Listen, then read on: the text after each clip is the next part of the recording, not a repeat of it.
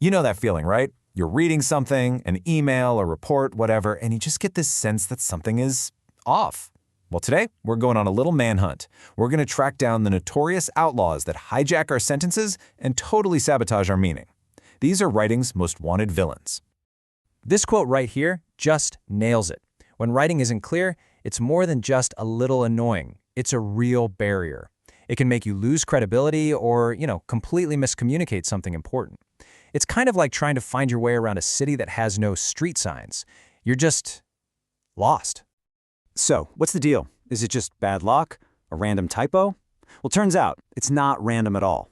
There's a pattern, and a few key offenders are behind most of the chaos. And the good news? Once you know how to spot them, you can stop them. Okay, let's get to it. We're officially putting out an all-points bulletin on the 4 most common criminals of the written word. It's time to learn their MO, their weaknesses, and exactly how we're going to bring them to justice. First up on our most wanted list is a real master of disguise. It looks like a sentence, it kind of feels like a sentence, but it's a total imposter.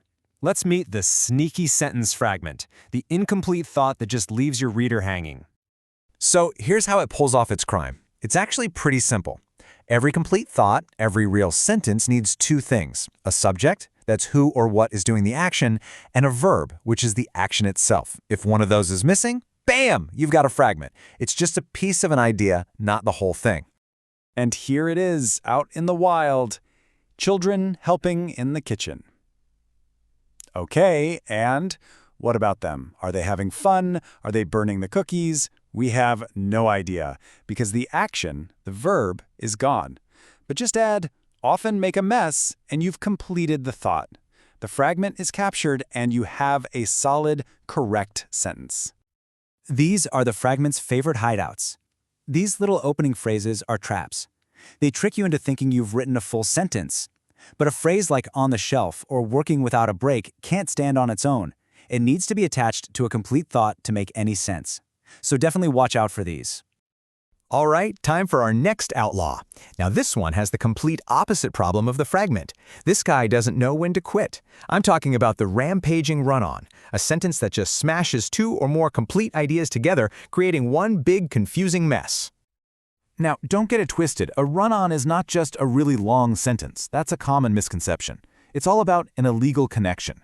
You've got the fused sentence, which has absolutely no punctuation between 2 ideas, and then there's its partner in crime, the comma splice, which tries to use a tiny little comma to do a big job it's not strong enough for. And just look how simple the fix can be. The accident closed both lanes of traffic. That's a complete idea. We waited an hour. That's another complete idea. Jam them together like this, and you get a grammatical traffic jam. The easiest way to clear it up?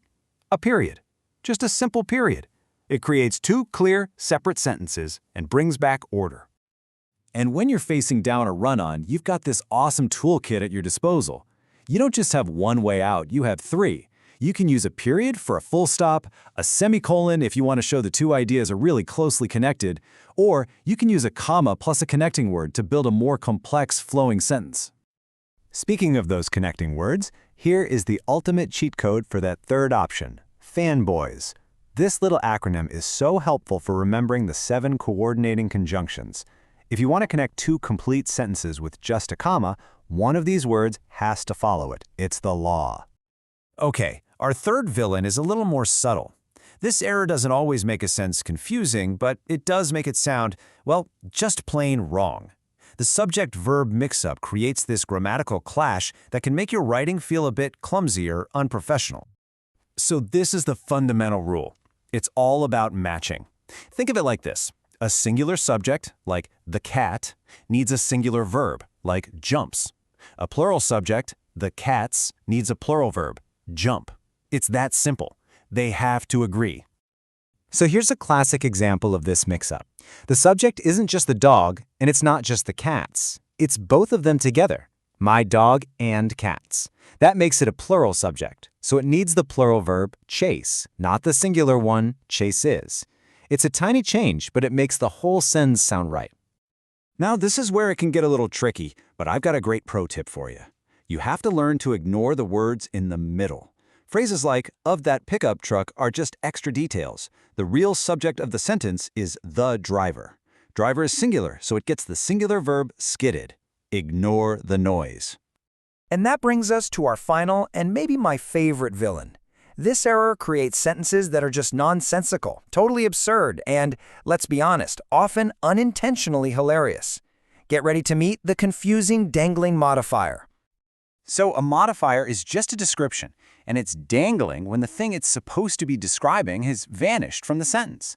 So the poor little description latches on to whatever's closest, and that's when you get some really weird mental images. Just take this classic example. The phrase "on the telephone" is our modifier. It's supposed to describe the young lady, right? To tell us what she was doing. But because of where it is, it really sounds like it's describing the dog. And that is the crazy conclusion your brain is forced to make. I mean, obviously the dog was not on the phone, but the grammar of the sentence says it was. That is the kind of absurd confusion this villain creates. Here's another perfect one.